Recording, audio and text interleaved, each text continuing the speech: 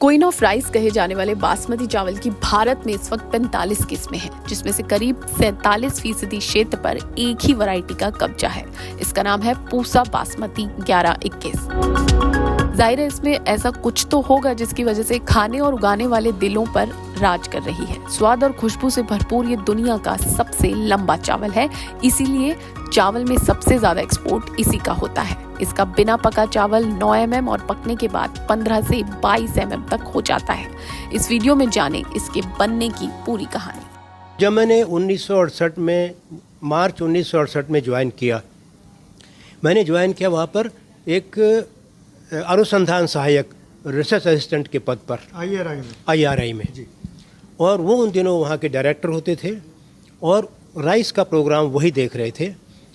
और उन्हीं के लीडरशिप में डॉक्टर E.A. सिद्दीक, इब्राहिम अली अबू बकर सिद्दीक, जो उन्हीं के स्टूडेंट थे, जैसे उन्होंने PhD किया, उनको चावल पर काम करने की उन पर नियुक्ति हो गई। तो वो एक तरह से हमारे इंचार्ज थे और हम लोगों ने काम शुरू कर दिया। अब जब हम ज्वाइन करने के बाद में घर गए, तो हम घर गए हुए थे और ऐसा समय था कि हमारे फूफा जी गांव में आए हुए थे। मैं रहने वाला हूँ नारसन कला, गुरुकुल नारसन, तहसील रुड़की। अब पहले सहारनपुर होता था, अब जिला हरिद्वार है। पहले उत्तर प्रदेश था, अब उत्तराखंड है। तो ये बात है अप्रैल 1968 की। उन्होंने पूछा, भाई विजयपाल क्या काम करोगे? हमने उनको हाथ जोड़ के कहा, जी मुझे बासमती बनानी है। तो एकदम से उन्होंने कहा कि भाई आप बासमती बनानी है? कहते हैं हाँ बासमती बनानी है जी। कहते जानते हो बासमती क्या होती है? लेकिन हम तो उनके सामने कैसे बोल सकते थे, हम तो एक तरह से बस चुप रहे। तो उन्होंने कहा, जब आप बासमती जानते हैं तो बनाओगे कैसे? तो उन्होंने अपने आप ही उनके चेहरे पे, क्योंकि उनकी पर्सनैलिटी बहुत अच्छी थी, बहुत ही एक टिपिकल जाट परिवार से थे, सुंदर थे, तो उन्होंने कहा देखो मैं बताता हूँ, मेरी तरफ देखो। तो उन्होंने क्या किया, अपनी ये उंगली उठाकर कहा कि चावल दाना इतना लंबा होना चाहिए। देखिए पहला गुण बताया क्या उन्होंने, लंबा होना चाहिए।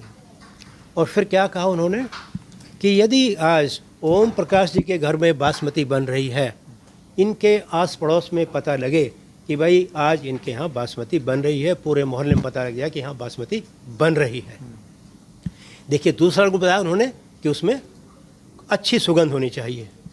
और कहता है जब वो बन रहे हों, वो बनने के बाद 1 कटोरी के 5 कटोरी बन जाएं। देखिए क्या कहते हैं। दूसरा गुण क्या, तीसरा गुण क्या हुआ? प्लेट यील्ड ज़्यादा हो, उसका किचन यील्ड, उसकी वो उसका जो मतलब रसोई में वो ज़्यादा बन जाए। और जैसे कि आपने प्लेट यील्ड उसकी ज़्यादा हो। फिर उसके बाद कहते हैं कि जब वो पक जाए, पकने के बाद उसका रंग बिल्कुल दूध जैसा सफ़ेद हो, और जब उसको हम छुएं तो उसमें जैसे मक्खन होता है, नौनी घी होता है, उस तरह की फीलिंग आए उसमें। क्वालिटी बता दी उन्होंने। एक क्वालिटी ये बताई कि वो चिकना हो, और जब उसको कहते हैं हम खाएं तो खाने को मन करे, इसका मतलब उसमें स्वाद भी हो और वो मुंह में पिघल जाए। वो कहते हैं उसके बाद देखिए ये बताया, इसके बाद कहते हैं कि यदि बखेर दें तो वो मोती की तरह से बिखर जाएं। उनका कहने का अर्थ था कि वो चिपचिपे ना हो। और उन्होंने जो कहा कि वो 1 कटोरी के 5 कटोरी बनते हैं, वो केवल लंबाई में बढ़े, मोटाई में नहीं। देखिए उन्होंने कहा मोटाई में भी बढ़ सकते हैं और ज़्यादा प्लेट बन सकती हैं, लेकिन नहीं, कहते हैं वो सुई की तरह से बिल्कुल सीधे रहे। सारी जो क्वालिटी वो बता रहे थे हाँ। कैसा होना चाहिए, वो आप अपने दिमाग में रखे हुए थे तभी से। मैं इतने ध्यान से सुन रहा था कि जैसे क्लास में डॉक्टर स्वामीनाथन पढ़ा रहे हैं और मैं सुन रहा हूँ। तो फिर उसमें क्या हुआ, उसके बाद वो कहते हैं कि यदि आपने किसी कारण ज़्यादा खा लिया तो आपका पेट भारी ना हो। तो उन्होंने कहा कि इसका मतलब वो जल्दी हजम हो जाए। और सबसे जो मुख्य बात, जो सबसे उन्होंने बात में बाद में कही कि यदि वो ज़्यादा बन गए हैं और नहीं खा पाए और अगले दिन के लिए छोड़ दिए, जब आप अगले दिन खाएंगे तो वो बासी ना हो, उसका मतलब उनका स्वाद बिगड़े नहीं, वो खाने के लायक रहें। कि भाई यदि आपने ऐसी बासमती बनाई तो आपकी बासमती है, वरना आपकी बासमती कोई नहीं लेगा। उनका नाम था श्री मेघराज सिंह, गांव का नाम है दतियाना और डिस्ट्रिक्ट मुजफ्फरनगर है। तो वो उन्होंने इंस्पिरेशन वही थे नहीं, उन्होंने तो डेफिनेशन बताई, इंस्पिरेशन थे डॉक्टर एम एस स्वामीनाथन। उन्होंने तो केवल एज ए फार्मर, एक किसान होने के नाते वो बासमती के बारे में क्या जानते हैं, क्योंकि वो पीढ़ियों से खाते रहे हैं।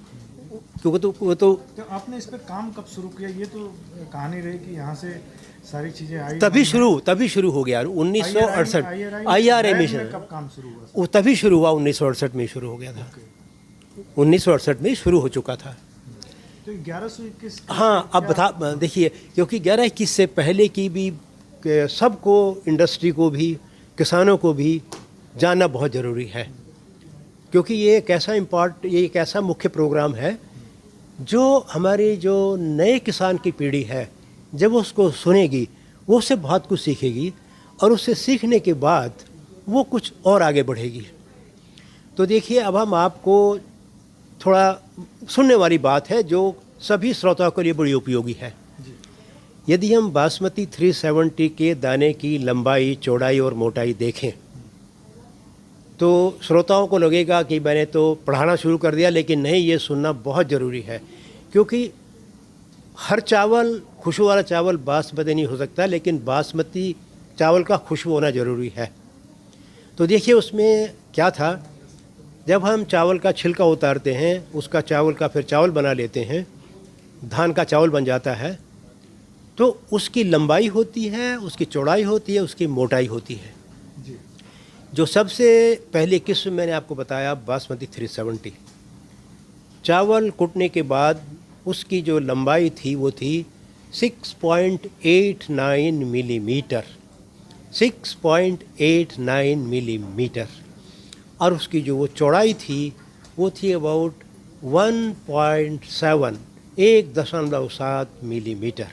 देखिए, अब देखिए, जब वो पकता था तो पकने के बाद वो करीब 12, 11.5, 1 साल पुराना हो गया, 13, इतना लंबा हो जाता था। बड़ी अच्छी खुशबू थी, बड़ा मुलायम सब कुछ था। अब बात डॉक्टर स्वामीनाथन की आई, बात फूफा जी की आई कि भाई उससे अच्छी होनी है। बासमती 370 पहले ही मौजूद थी, टाइप 3 मौजूद थी, पहले से मौजूद थी। हमें तो केवल उनकी पैदावार बढ़ानी थी, और उनके जो खास गुण हैं उनको भी बढ़ाना था।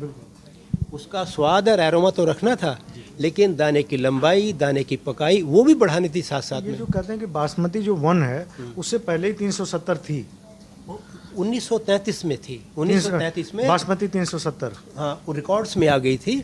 और पूरे ही दुनिया में बासमती 370 का बीज जा चुका था, पूरी दुनिया में जा चुका था।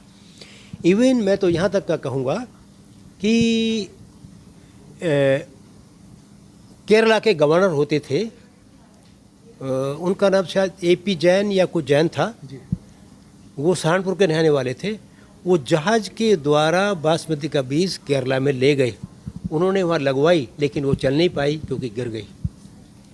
तो इससे बहुत सब दूर जो है बासमती का नाम होता था। डॉक्टर साहब, ये जो टॉल वैरायटी हुआ करती थी 370, तो जब ये हरित क्रांति से पहले जब ये सब बात हो रही थी कि हम डॉर्फ वैरायटी ले आएंगे, तो जो ताइचुंग 1 जो था ताइवान का, क्या उसका भी इसमें बासमती को अपग्रेड करने में कोई योगदान था?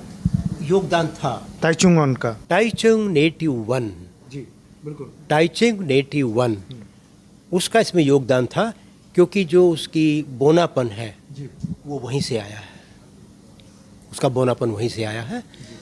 और जब इसका ये बोनापन आ गया इसका, तो मैं जैसे आपको बता रहा था कि अब हमने क्या करना था, बोना बनाना था, और जो चावल की लंबाई है और जो चावल पकने के बाद लंबा होता है, हमने उसको भी बढ़ाना था। ओके। तो हमें जब हम लग गए, और चूँकि वो सारे के सारे जो गुण हैं वो बहुत सारी चीज़ों से प्रभावित होते हैं, वो जेनेटिक फैक्टर से भी, जिन्हें हम आनुवंशिक कहते हैं, पैतृक गुणों से भी, और वातावरण से भी। तो हमने जब उसको शुरू किया, अब बात ध्यान में आई फूफा जी की, भाई दाना लंबा, तो भाई उसका दाना जो है वो बासमती 370 से लंबा होना चाहिए। शुरू किया, हम लग गए इसमें। इस बीच में मैं आपको एक बात बताना चाहूँगा जो बहुत ज़रूरी है। वो ज़रूरी बात क्या है कि ये बासमती 370 तो ये ट्रेडिशनल वैरायटी हो गई एक तरह से। वैरायटी हो गई, लेकिन इसके अलावा भी बहुत सारी वैरायटी किसानों के पास थी। वो क्यों नहीं बन पाई? क्योंकि उनकी पैदावार ज़्यादा थी, उनकी पैदावार कम थी और वो पकने में ज़्यादा समय लेती थी और वो इससे भी पहले बिछ जाती थी, ढह जाती थी, गिर जाया करती थी। तो उन्होंने उस समय पर जो सबसे अच्छी थी वो दी जी, और वो थी बासमती 370। जी। अब उसके बाद क्या हुआ, जब हमने सब ये काम शुरू कर दिया और डॉक्टर स्वामीनाथन की जो है लीडरशिप में, तो उसको तो 68 में लैब में काम शुरू हो चुका था। बासमती को और अच्छा बनाना है। है। तो 1900 ये टीएन-1 ताइचुंग बहुत पहले आ चुकी थी। ये तो बहुत पहले आ चुकी थी। जी। ये तो 1964-65 के पास ही आ चुकी थी। इसको तो काफी बड़ा योगदान रहा उसका भारत में। उसका बहुत शुरू में योगदान रहा उसका। 68 में आपने फाइनली शुरू किया काम इसका। इससे पहले भी, मेरे आने से पहले ही डॉक्टर स्वामीनाथन ने अपने स्टूडेंट्स के द्वारा काम शुरू करवा दिया था। क्रॉसेज बन चुके थे। मैं तो उसको उस स्टेज में लिया कि जब वो दूसरी पीढ़ी में था। तो उसके बाद हमने उसमें क्या देखा, तो हमने क्या किया, देहरादून का बहुत नाम था और करनाल के आसपास, क्योंकि करनाल हमारा एक IRI का एक सेंटर है। जी बिल्कुल है। वहाँ पर एक पंडित जय भगवान शर्मा होते थे। उन दिनों क्या था कि जो टूर पे जाने के लिए पैसा उतना नहीं होता था, तो हमने उनको कहा, मैंने कहा भाई आप हमें अपने इलाके से बासमती किस्में ला के दो किसानों के पास से। जी। तो उन्होंने अपने बासमती के किसानों के यहाँ से हमें जो है 8 सैंपल ला के दिए। हमने उनके 8 सैंपल, वो नाला के रहने वाले थे डिस्ट्रिक्ट 68 की बात है। नहीं, ये बात 72 की है, सन 72 की, अच्छा। 1972 की बात है। जी। तो उन्होंने हमें 8 सैंपल ला के दिए। वो 8 सैंपल ला के पहले देखना होता है, उसको लैब में रख के हम दाने देखे, तो उसमें 4 के दाने तो बिल्कुल बासमती 370 जैसे थे और 4 के दाने बासमती 370 से भी थोड़े लंबे थे। और वो जो हमने उसकी फिर नाप तोल की, तो वो जो नए 4 थे, उनके चावल के दाने की लंबाई थी 7.25 मिलीमीटर। तो लगता है उस टाइम हाईएस्ट रही होगी। मेरे लिए वो हाईएस्ट थी, क्योंकि मैं तो वही देखी थी। सब कुछ तो देखा नहीं था। तो जब मैंने अब देखिए, थोड़ा सोचिए श्रोतागणों, 6.89, 7.25, बहुत थोड़ा अंतर है। हाँ, बहुत थोड़ा। लेकिन उतना ही अंतर जब मुझे उन्होंने बताया, पंडित जय भगवान शर्मा ने, इसका भाव बासमती 370 से उनको ज़्यादा मिलता था, लेकिन पैदावार कम थी और ये उससे भी देर से पकती थी। तो इससे वही किसान लगाते थे, कम किसान लगाते थे, सारे किसान नहीं लगाते थे। तो जब ये मैंने लगाई और मैंने इसको IRA में देखा, तो ये तो बहुत, इसमें थोड़ा सा तरह तरह के पौधे थे। मैंने उनके पौधे छांट के उसको आगे बढ़ाया। आगे बढ़ाने के बाद मैंने उसको क्रॉसेज में इस्तेमाल किया, क्योंकि बैच का दाना लंबा है, खुशबू ऐसे ही है, देखने में दाना सुंदर है। तो उस बीच में क्या होता, मैं आपको एक छोटी सी बात बताऊं जो थोड़ा हट के लेकिन सुनने वाली है और याद भी रखने वाली है। देखिए, 1969 में युगांडा में ईदी इमीन ने एक तरह से वहाँ पर पॉलिटिकल रीजन से या बिजनेस रीजन से, जो वहाँ बिजनेस क्लास थी, उनको वहाँ से हटना पड़ा। उनमें से एक ठकराल फैमिली थी। उस ठकराल देवर में वो अच्छे, मतलब बहुत बड़े व्यापारी थे, उनको वहाँ से हटना पड़ा। वो वहाँ से हटने के बाद अपने बच्चों को तो उसने भेज दिया अमेरिका पढ़ने के लिए और ख़ुद वो इंग्लैंड आ गया। इंग्लैंड आने के बाद में वहाँ उसने क्या देखा कि वहाँ जो चावल बिक रहा है वो सारा पाकिस्तानी बासमती के नाम से बिक रहा है। पाकिस्तानी बासमती 70 के आसपास की बात। 69 की 69 की बासमती। तो जब उन्होंने ये देखा तो उन्होंने क्या किया, भाई भारत इतना बड़ा है, नाम बासमती है, तो ये भारत से बासमती क्यों नहीं आती है, क्या कारण है उसका। तो वो आए, तब तक के सरकार मोरारजी देसाई की बन चुकी थी। जी। वो उनके किसी तरह से मित्र थे, जानने वाले थे, वो उनके पास पहुँचे, उन्होंने उनको सारा अपना बताया कि मैं क्या चाहता हूँ। उन्होंने एक चावल का मिल लगाने की परमिशन दे दी। और परमिशन कौन सा दी? Modern rice mill. हमारे यहाँ तो मिल छोटे होते थे जी, ट्रेडिशनल थे। उन्होंने अच्छा, वो मशीन कहाँ थी? वो जापान की एक कंपनी है सटाके, वेरी फेमस, बहुत बड़ी मशहूर, उनको लगाने की अनुमति दे दी उन्होंने। सो कुरुक्षेत्र के पास एक जगह है समानाबाहु में उनकी फैक्ट्री लगी। और उनकी फैक्ट्री लगी कोई 1980 के आसपास में। उन्होंने अपना काम शुरू किया। उसके बाद एक उनका जो एम्प्लॉय था, और वो ठकरार फैमिली का रिश्तेदार भी था, बहुत नज़दीकी भतीजा है, भाई, ऐसा कुछ था, वो पूसा में आया, क्योंकि पूसा का नाम तो देश में है, पहले से था। पहले से ही था। तो पूसा में आए तो मेरे पास आए।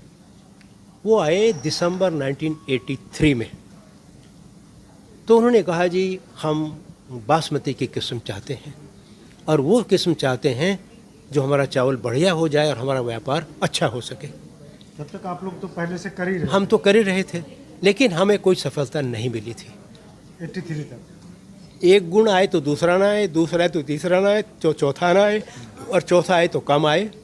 यदि बोनी हो गई तो करीब 1.5 दशक बीत गया, लेकिन हाथ में कुछ नहीं मिला। रिसर्च का नहीं, वर्क किया। छोटा तो बन गया, खुशबू तो आ गई, लेकिन वो मोटा होता रहा, लंबा नहीं हुआ। तो उसके बाद फिर क्या हुआ? तो हमने उनको कहा भाई देखो हमारे पास किस्म तो है, लेकिन आप उसको जैसा आपको हम बताएंगे, यदि आप ऐसा करोगे तो सफल होगे, तभी सफल हो पाओगे, वरना हमारा नाम भी बदनाम होगा और आपकी बिजनेस नहीं चलेगी। क्योंकि वो बहुत समझदार थे, व्यापारी थे। उन्होंने कहा जो हम आप कहेंगे ऐसे ही करेंगे। और उन्होंने कहा फिर आपको हमारे साथ चलना पड़ेगा। मैंने कहा देखो मैं तो आपके साथ नहीं जा पाऊँगा, मैं आपको बीज दूंगा और मैं आपको अपने से अच्छा एक आदमी दे दूंगा जो आपको हरियाणा कृषि विश्वविद्यालय में काम करते हैं, डॉक्टर SC आहूजा। वो आपको पूरा मार्गदर्शन देंगे, मैं उनको सारा समझा दूंगा। मेरा जाना संभव नहीं होगा, कारण ये है कि मैं दिल्ली में रहना चाहता हूँ। तो उन्होंने मुझे काफ़ी समझाया कि देखो ये है, ये है। फिर उनको बिल्कुल क्लियर कह दिया, मैंने कहा 2 साल बाद जो मुझे आता आप सीख लोगे और फिर मुझे कहोगे भाई आप कहीं और चले जाओ, वो मेरे से नहीं हो पाएगा, जो रियलिटी थी।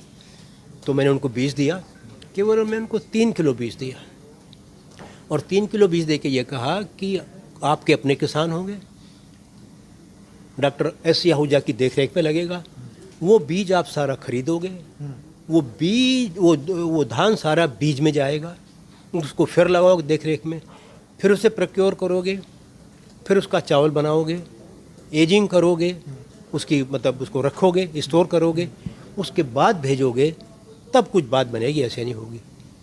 उन्होंने ऐसा ही किया। और श्रोतागण में से कुछ जरूर जानते होंगे, ये बात है 1983 की, और 3-4 साल बाद ही एक नया ब्रांड आया, टिल्डा ब्रांड, टिल्डा के नाम से।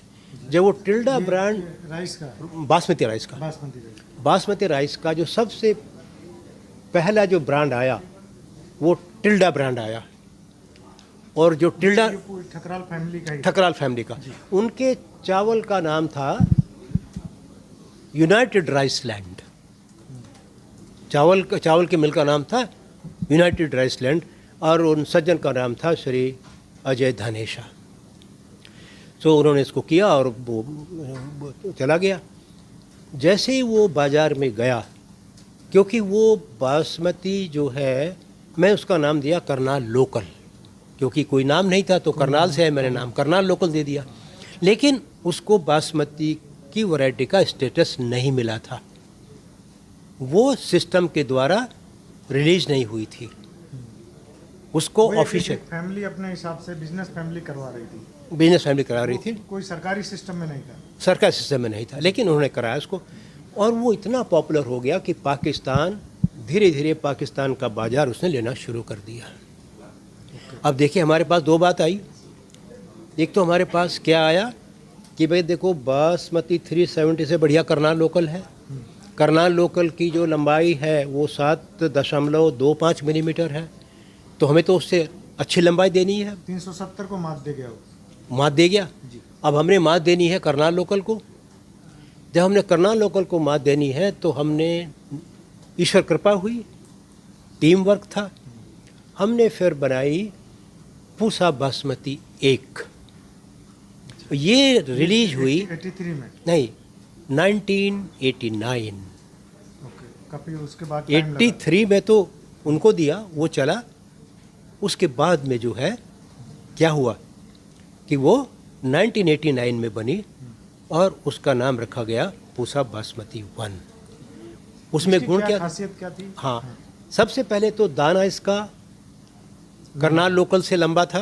अच्छा, उसका दाना 7.25, इसका दाना 7.66 मिलीमीटर। तो एक तरह से ठकराल फैमिली एक चैलेंज दे गई थी जो सरकारी सिस्टम छतराल फैमिली ने जो करनाल लोकल है चैलेंज उसने दिया।